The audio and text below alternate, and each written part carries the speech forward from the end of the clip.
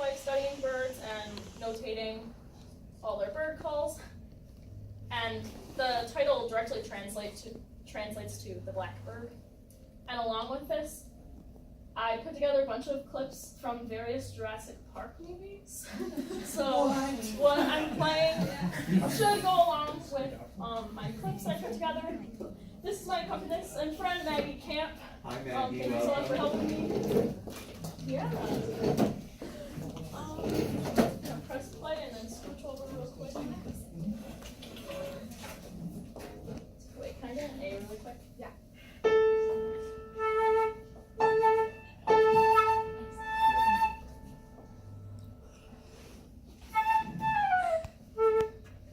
Okay.